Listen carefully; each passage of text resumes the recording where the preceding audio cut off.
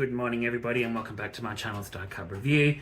Today I'm going to do a very different video to yesterday's video. I know that's generated a lot of views and comments, and I take that full-heartedly with confidence. Though some of those people that have commented, I absolutely love the conversation that video has generated, and full-heartedly agree with everyone's opinion on what they liked, what they didn't like, if they disagreed with me.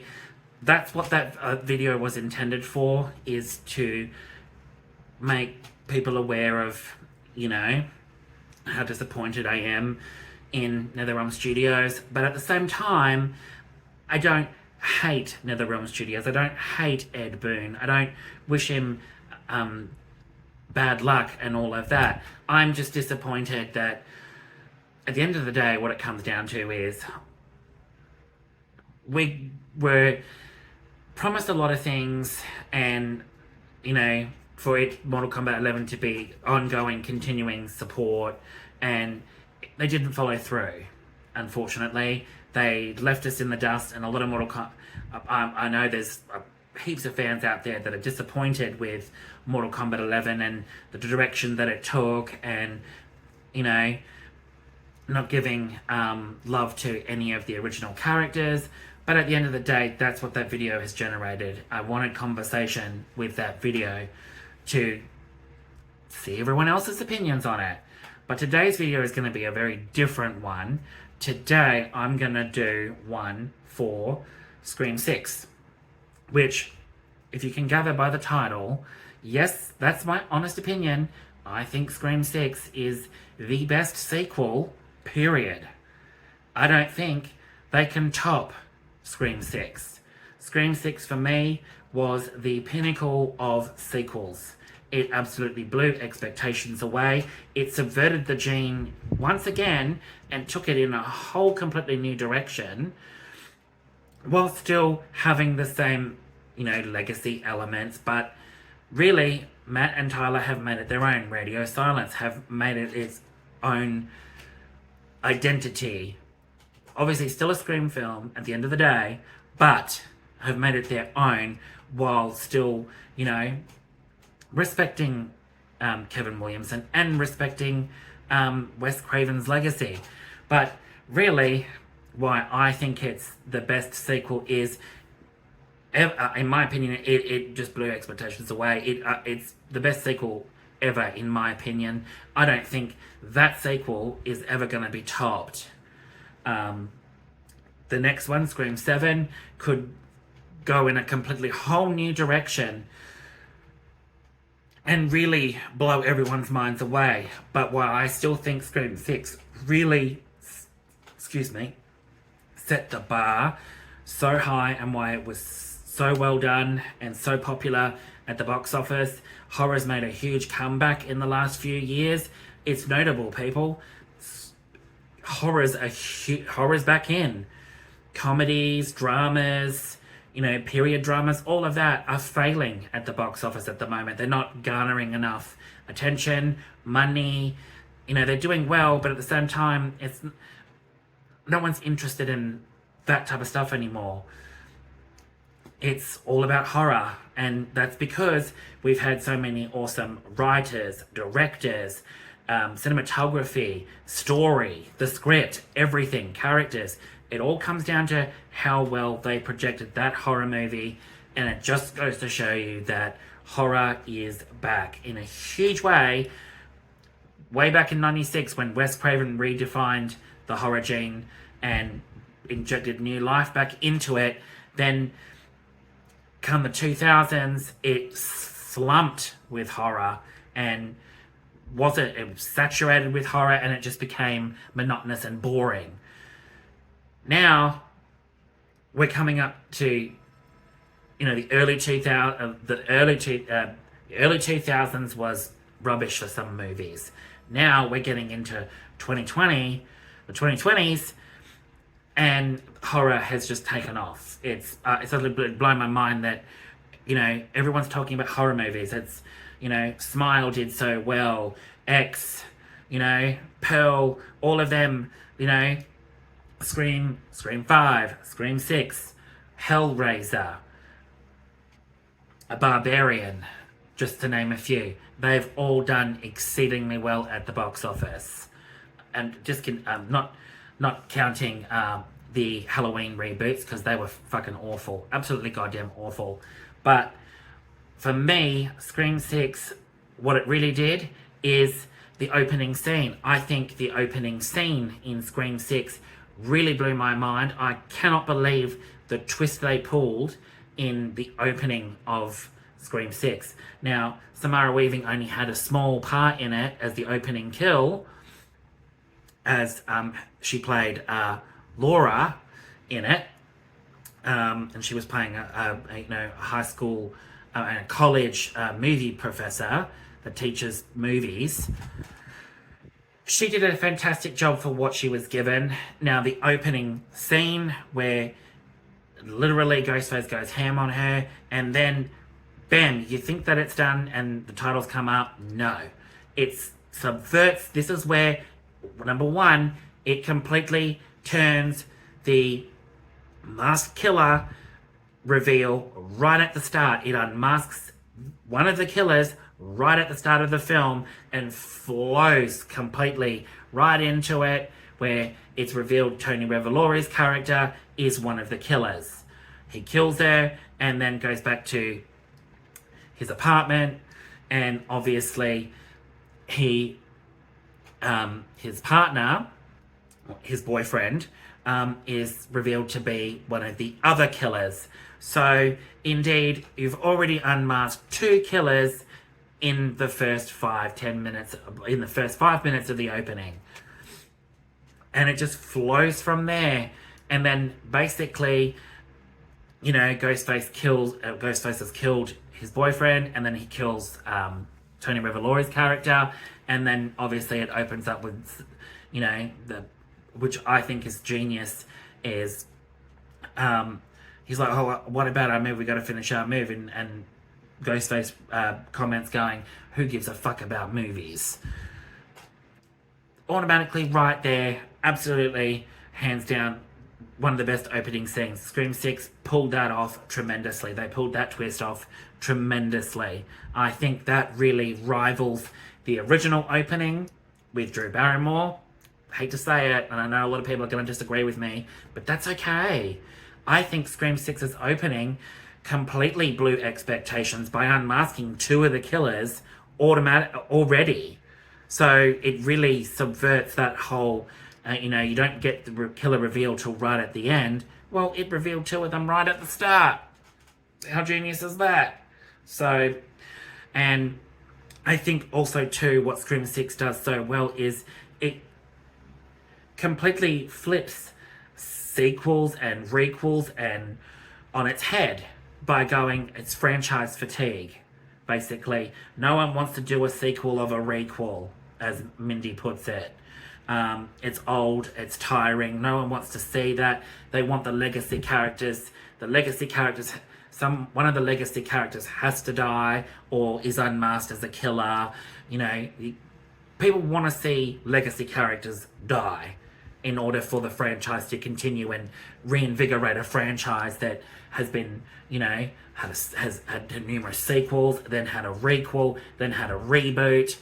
It all adds to the commentary of Scream 6 as a whole, is that at the end of the day, you got to push past expectations of doing just another plain sequel. Now, I've seen, you know, big high profile YouTubers that are, you know, all talk about and dive deep into Scream 6 and dug into Scream 5.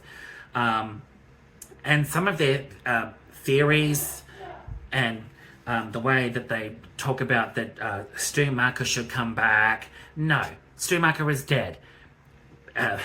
They put that to rest in the film. He's dead. Don't want friggin' Stu Macher back. He wasn't even a really good Ghostface to begin with. In my opinion, I didn't think Matthew Lillard's Ghostface character was one of the best. And everyone creams their pants for him to come back. It's the same with Billy. Now, I will agree, and I know some people agree with me, some people won't agree with me, is the whole having that mental break where Samantha can see Billy in her head, her father. One of the original Ghostface killers. Now, from Scream 5, I thought that was one of the most ridiculous aspects of that film, was having him in it. It was absolutely goddamn ridiculous. It makes no sense in the context of the film that she would be seeing Billy the way that he is when he got killed. Absolutely no way.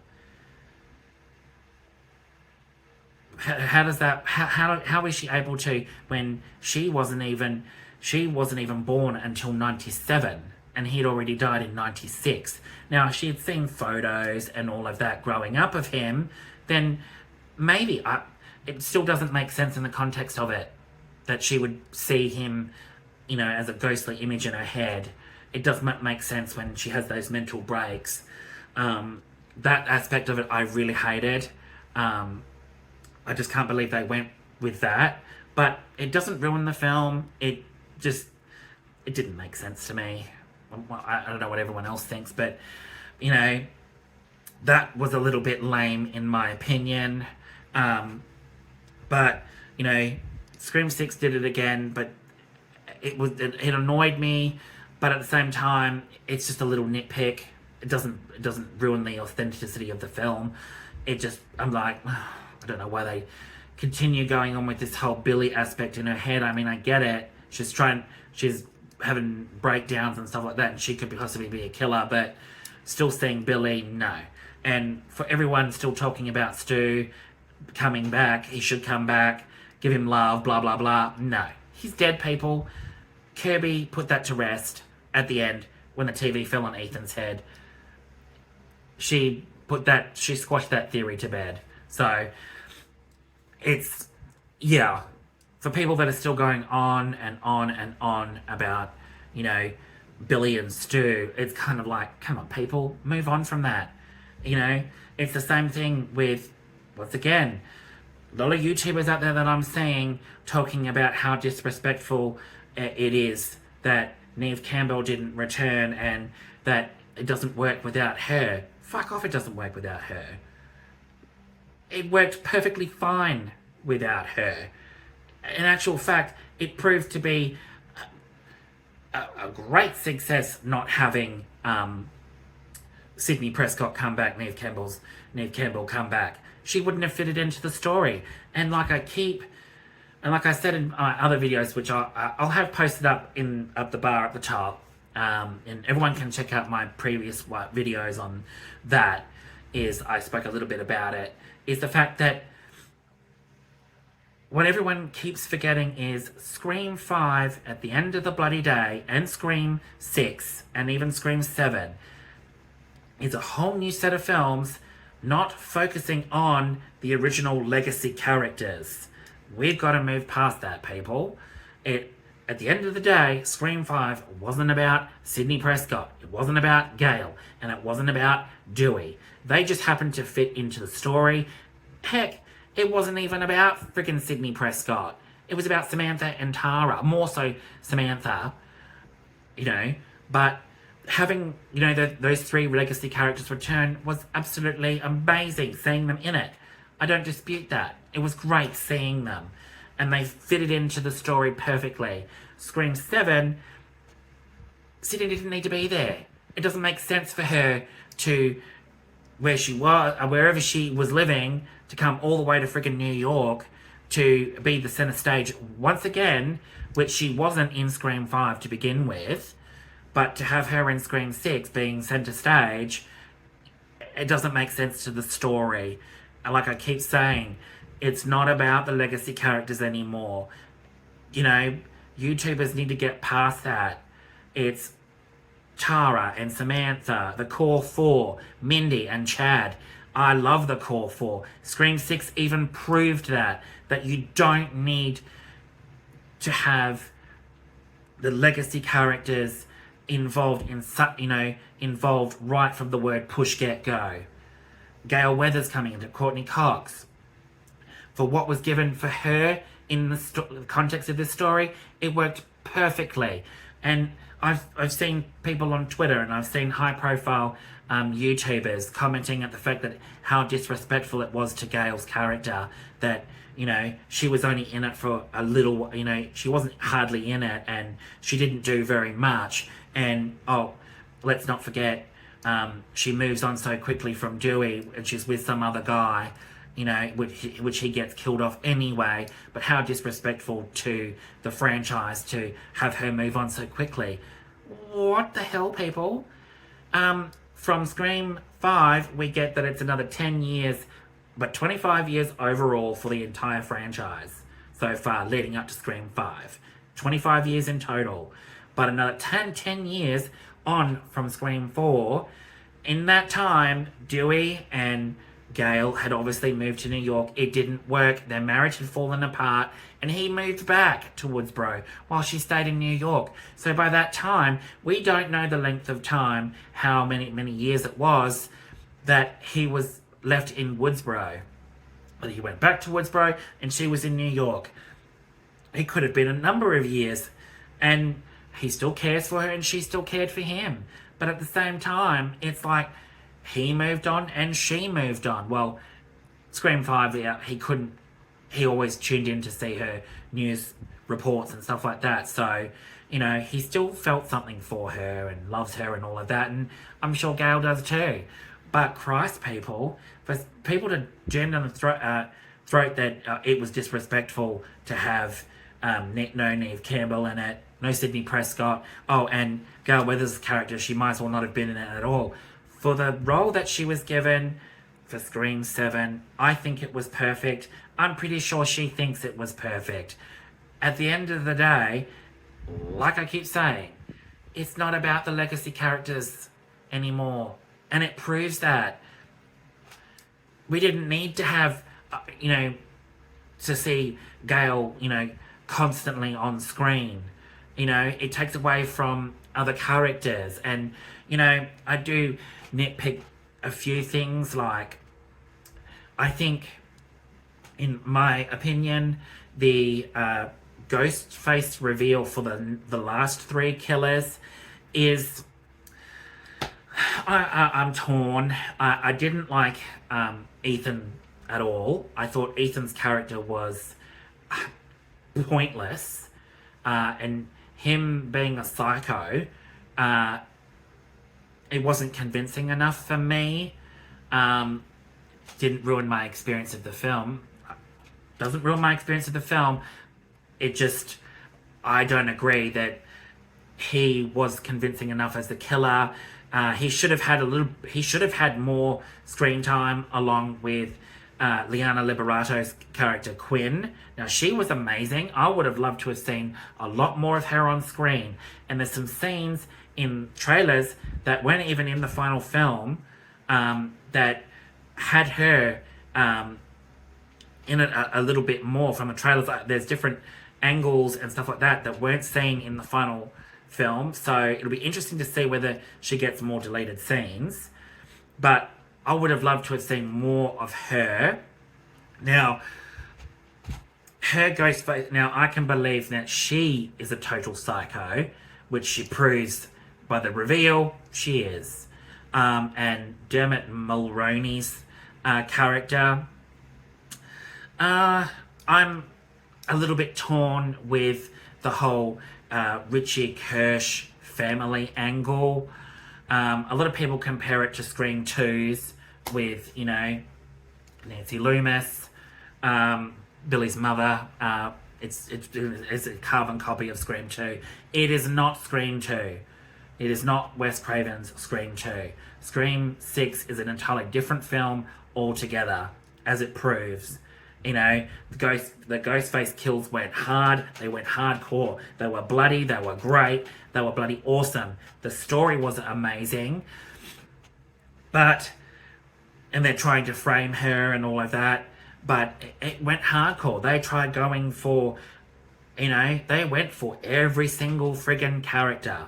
They went for the main characters. As it says, main characters can fucking die in this film. Can die. So, you know, it went hardcore against Mindy. It went hardcore against Chad. It went hardcore against Samantha and Tara. Anika.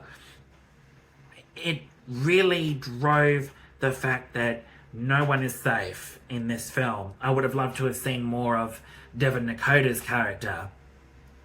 Anika. Anika was one of my favourite characters in Scream 6. Would have loved to have seen more of her. Kirby coming back into it. Absolutely hands down amazing. She was handled perfectly for what her role in it. Absolutely amazing. Hayden Panettiere did an amazing job as Kirby in Scream 4. One of my favourite films and my favourite character. One of them, Kirby. For what she was given and the story that played out for her in Scream 6 was absolutely phenomenal. I give props to them for bringing her back and giving her respectful screen time. And she was central to the story. So, you know, but, you know, when I see YouTubers complaining that, you know, they've really got to bring Sydney back and they've really got to give her centre stage. No. Neve Campbell does not need centre stage. This is no offence against her at all. I love Neve Campbell and I love Sydney Prescott's character. But as a whole, I don't think she needs to be centre stage anymore. And it proved it. Scream 5 proved it. That you can still do a Scream film with them being in the background or them being included but not as a main character. They're there, they help, and then they leave. Or, as it's revealed at the end of Scream 5, you know, Sydney and Gail, you know, Sydney said eventually, Sam, you'll be alright. You'll find a way to move on. And, you know, for what was given in Scream 6, Gail's character, I think they nailed it. She got a chase thing, she got a phone call, it was gritty, it was intense, she got it. She got... If she comes back for Scream 7, great. If Neve Campbell comes back for Scream 7 as Sydney Prescott, great. But let's not forget, people, that at the end of the day, don't friggin' bash, you know, on Melissa Barrera for being so weak of a character and all of that. She's a fantastic character. She's a fantastic addition to the Scream franchise. I absolutely love Melissa Barrera. She did a fantastic job. And Scream 6, she nailed her fucking role right down to a T. The emotional, heart-wrenching scenes at the dinner table, you know, it just proves that she's a powerhouse of an actress when it comes to Scream 5 and Scream 6, especially Scream 6. She really proved all those haters wrong. I absolutely commend her for... I commend all of them for being, you know, being introduced into the Scream family, and they did a fantastic job. Scream 6 basically went hardcore. It went straight to the point, and it got there. It did it. It did what it was meant to do. It scared people. It was hardcore. It was bloody. It was great. It still had mystery about it. Why she was being targeted. Why she was being framed. I think the Ghostface reveals could the last bit of it for the 3 Ghostface killers, 3, not 4. The 3 Ghostface killers at the end, Quinn, Ethan, and the dad. I think the reveals could have been a little bit better. Ethan, I thought he was a very weak Ghostface reveal. He played a psycho not very well, unfortunately. Quinn, she played a psycho. Well done to her. Dermot Mulroney's character, I'm still a little bit on the fence with, but he did play a good psycho. He's up there with Nancy Loomis, being friggin' in sane and, you know, a psycho. But, you know, I've seen Scream 6 now 5-6 times. And there's a few little nitpicks here and there where they could have fixed things, added things into it. But you know what? At the end of the day, I am just extremely happy that Scream 6 did so well. It really blew my mind. I think it's one of the best sequels ever made. I don't think it's ever going to be topped. And if it is, I will post a video when Scream 7 comes out and saying, well, I was proved wrong. Scream 7 really has topped Scream 6. But yeah, I just think, you know, there's all these people bashing on Scream 6 and really taking offense at the fact that, you know, certain characters were handled wrong, you know, being disrespectful to, you know, Courtney Cox's Gale, being disrespectful to Sydney. You know, these people have got to let it go. Like, seriously. The whole, you know, Stu needs to come back. No, move on, people. He's dead. Prefer not to use Billy in in Scream 7, but hey, it works for the story. So, you know, they're probably going to use him again. Skeet Ulrich. I didn't think it was necessary for him to come back, but they did it anyway, so there's no skin off my nose. In my personal opinion, I did not think that was necessary. She hadn't even met her father. She didn't even know who he was until obviously all this came up.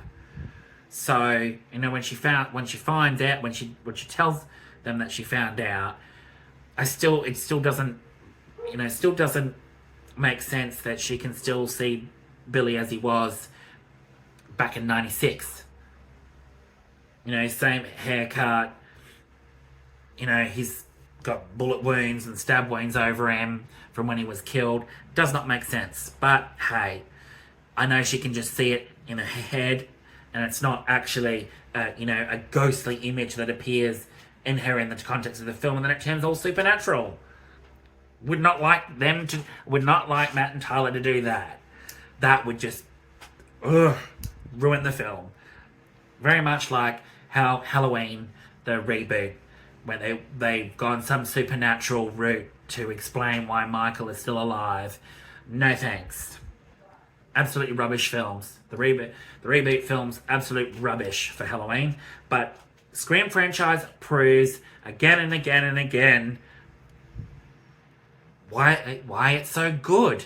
Why all the films are good. None of the films are bad. But Scream 6, hands down, in my opinion, one of the best sequels ever made. I don't think it's going to be topped with another sequel.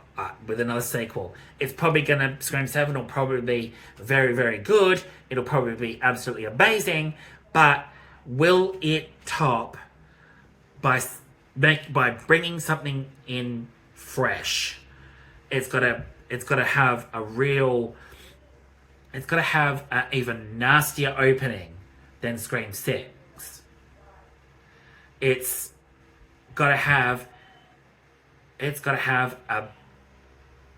a fresh story to why there's another Ghostface killer. Whether it be one Ghostface killer, or two, or maybe three, or four. Who knows? But at the same time, I will say, try and at least make the who's the killer a bit less obvious. Because I've seen people saying that they guessed who the killers were in Scream 7 straight away after maybe the first half an hour, an hour into the film.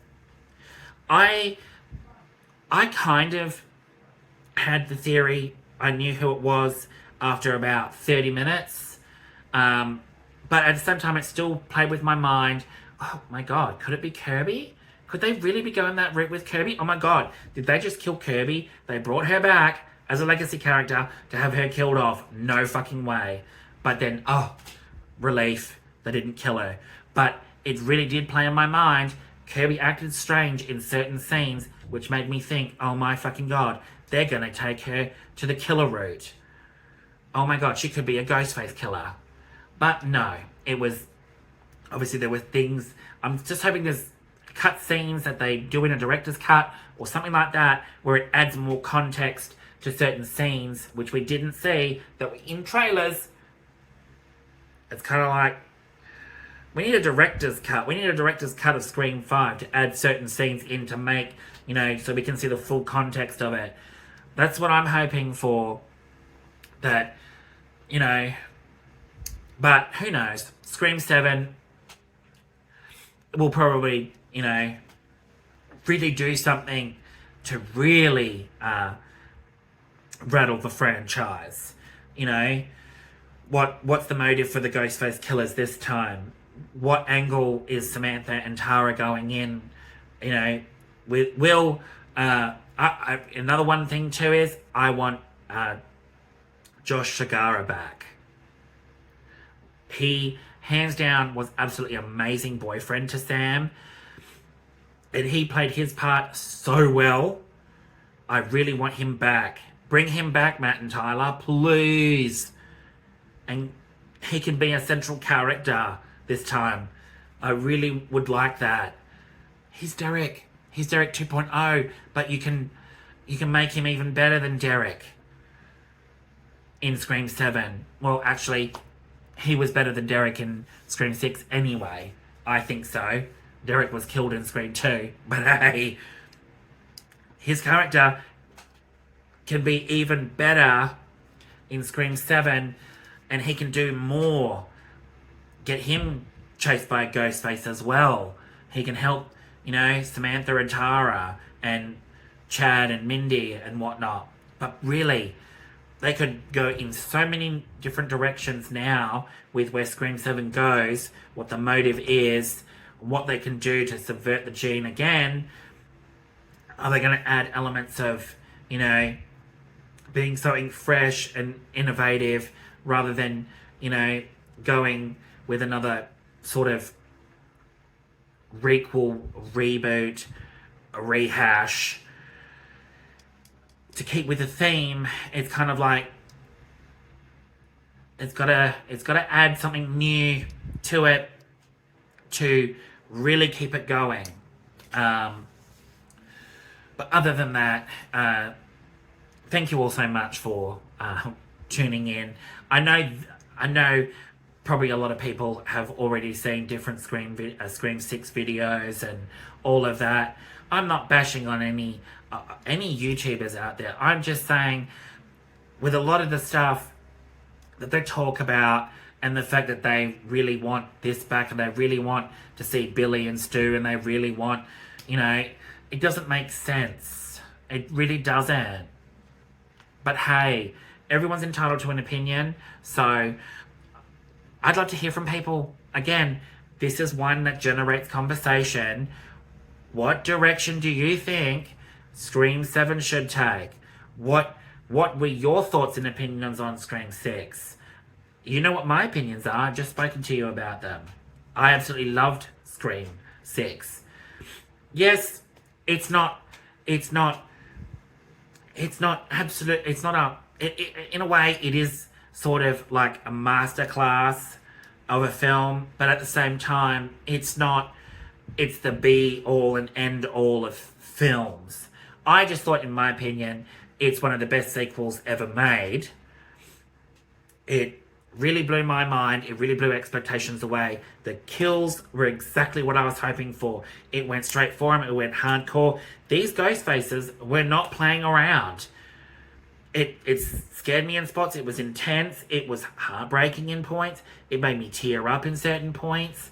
Oh my god, that whole Annika scene with the ladder. Oh my god. Her death really fucking was like, oh my god. That's just so heartbreaking. They kill her off. I was like, oh my god, they killed Annika.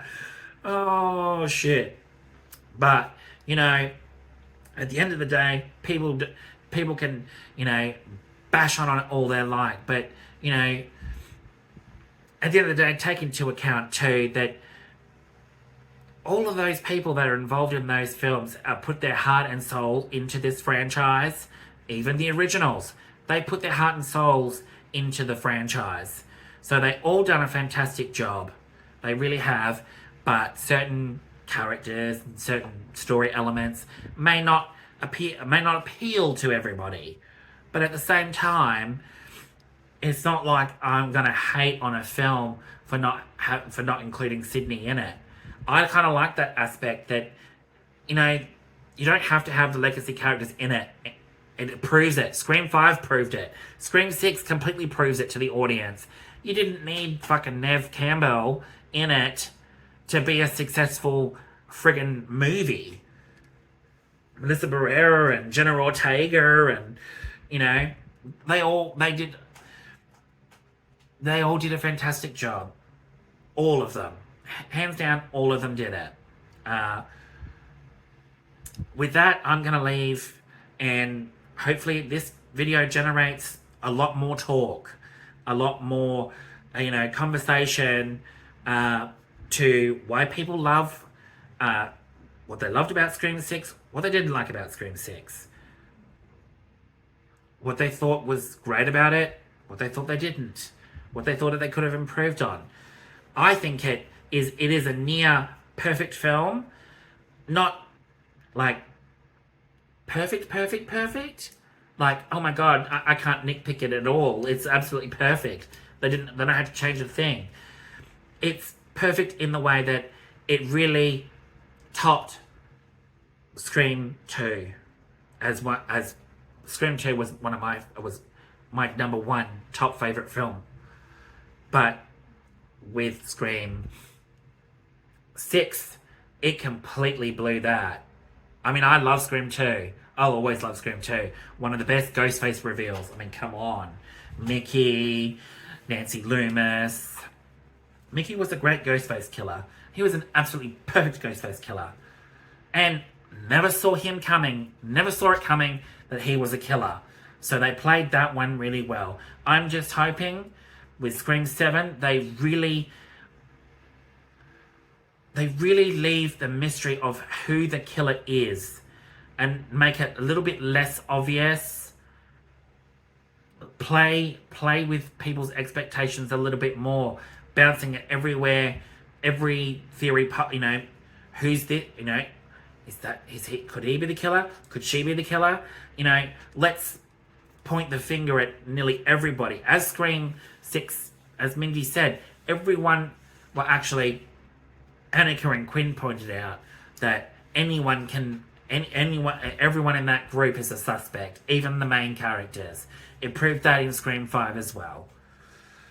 But with Scream 7, they really need to pull in and really play with people's minds by giving you, a lot more twists and turns and turning people's expectations that, oh my god, this person could possibly be the killer, but then, oh my god, this person does something and now they're a suspect. Whereas it really needs to hone that mystery in for Scream 7, where we don't know who it is, and you could think of this one, really play with it. Scream 6 did that, but I kind of guessed that Ethan was one of the killers. I was like, oh, yeah, I suspected that he was one of the killers. Quinn was a little bit different, and Dermot, yeah, watching it a couple more times now, I kind of realised I could have picked up on those signals a lot, that he was actually one of the killers as well. Being that he was in the bodega scene. Certain scenes, it makes sense that it was him. And then there's other scenes where it's Quinn, and then there's other scenes where it's Ethan. But they all did a fantastic job. I'm not dissing them or anything like that. I just think Ethan's reveal was weak. Quinn's, I was like, ooh, wow, okay.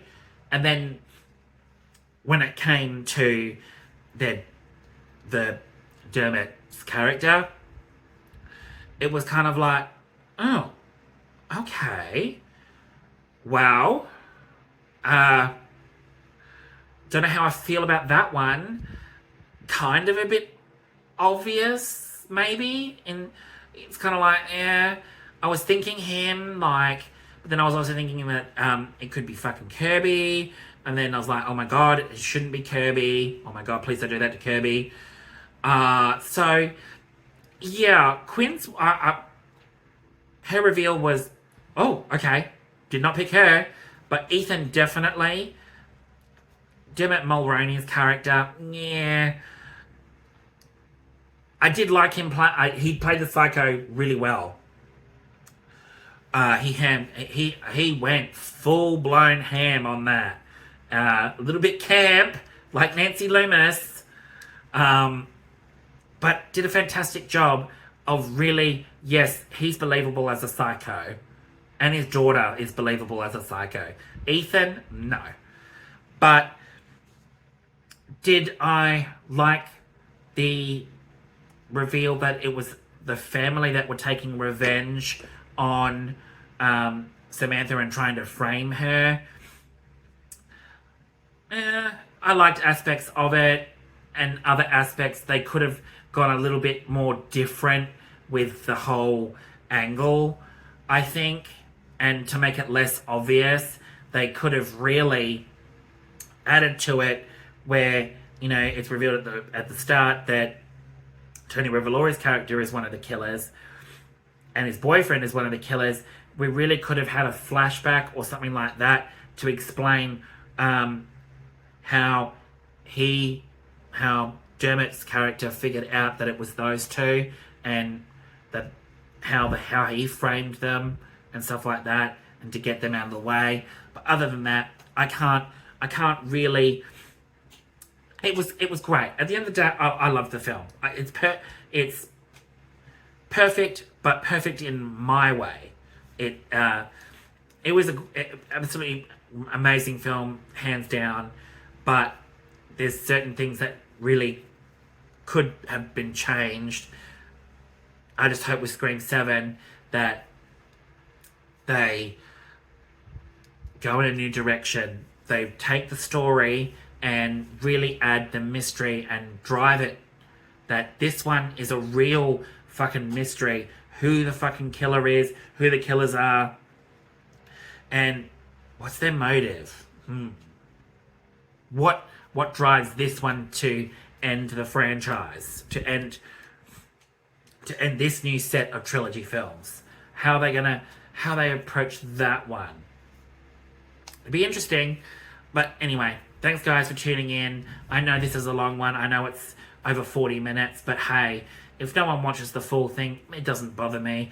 At the end of the day, people can swap to certain parts and get, listen to what I have to say on certain parts of it. That's all I want at the end of the day. I know this one's long, but hey, I'm passionate about the Scream franchise. I'm passionate about Scream 6. There were certain things that pissed me off, but other things didn't. I don't agree with everybody, and everyone's entitled to their own opinions. But hey, this is my opinion on Scream 6 and the franchise as a whole. Absolutely love the Scream franchise. Scream 6, for me, one of the best films ever made. One of the best sequels in the Scream franchise. Absolutely blew my mind. Other than that, guys, thanks so much for watching. I know this has been a long one. I'm repeating myself now. I'm just excited to even talk about this because, my Mortal Kombat video generated talk and a lot of views as well. So I'm kind of like really on a roll with wanting to express my opinions.